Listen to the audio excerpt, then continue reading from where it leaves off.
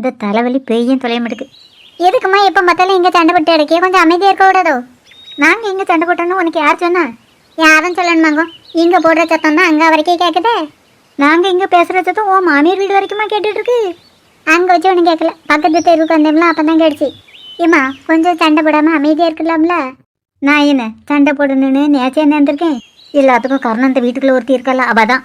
அவளால் தான் எனக்கு நிம்மதியே இல்லை. எதுக்குமா எப்போ பார்த்தாலும் அண்ணியே குறை சொல்லிட்டு இருக்கியே? எனக்கு வேண்டுதல் பாரு, அதான் அவளை குறை சொல்லிகிட்டே இருக்கேன். இப்போ அண்ணி எங்கம்மா? வீட்டுக்குள்ளே தான் இருக்கா. நீ அவளை பார்க்கறதுக்கு எவ்வளோ தூரம் வந்த? அவியலை பார்க்கறதுக்குன்னு வரல, காயெல்லாம் வாங்கணுன்னு தான் வந்தேம்மா. காய் வாங்க வந்ததா சொன்னேன், கையில் பையன் ஒன்றத்தையும் காணையில. ஓ, நீ கையில் கவரை தானே கொண்டு வருவ? கவருங்க பேண்டில் சொரிய வச்சுருக்க. எதுக்குமா இப்படி பேசுக? அக்கம் பக்கத்துலவே கேட்டவனே சிரிச்சிட்டு போடுறவ. வீட்டில் இருந்து வரமிச்செல்லாம் பைய தான் எடுத்து வந்தேன். காயை எடுத்து வைக்க சொல்லி பத்மா வீட்டில் கொடுத்துட்டு வந்திருக்கேன். உனக்கு என்ன கிறுக்க பிடிச்சிருக்கு? எதுக்குமா இப்போ என்ன திட்டுதியே? நீ போயும் போய் அவளை நம்பி காய் எடுத்து வைக்க சொல்லி பைய கொடுத்துட்டு வந்திருக்க. அதில் என்னமா தப்பு இருக்கு? அவையே நல்ல காயாக தான் பார்த்து எடுத்து வைப்பவ. நீ நம்பிட்டு அவள் நல்ல காயாக எடுத்து வைப்பானு. அவளும் சரி அவள் மாமியாரும் சரி என்னென்ன திருட்டுத்தனம் பண்ணுவலன்னு எனக்கு நல்லாவே தெரியும். ஆமாம், நீங்கள் இப்படியே யாரையுமே நம்பாமே இருங்க. ஆமாம், நீ இப்படியே எல்லாரையும் நம்பி நம்பி அமர்ந்துப்போ. அவள் வீட்டில் என்ன காயெல்லாம் இருக்குது? கத்திரிக்காய், வெண்டைக்காய், தக்காளியெல்லாம் இருக்குன்னு சொன்னவ. அப்போ சரி, அவள் அவ்வளோ சூத்த கத்திரிக்காயும் தூக்கி போட்டு வச்சுருப்பா.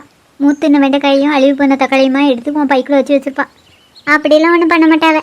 நெபரு அம்மா சொன்ன கேளு, அங்கே போய் அவ்வளோ காயும் கீழே தட்டிட்டு நல்ல காயா என்னென்னு பார்த்து எடுத்துகிட்டு போ.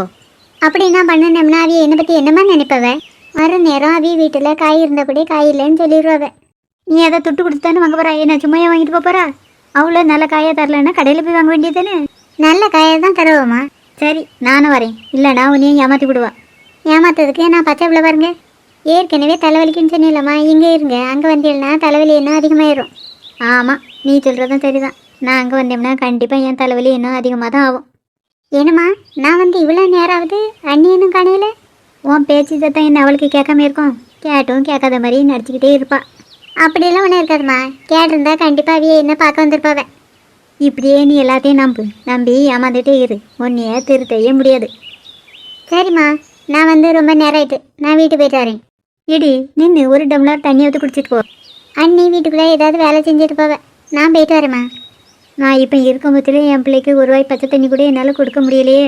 உள்ளே போனால் போனது, ஒரு 8 வெளியில் வந்து பார்க்கலாம்.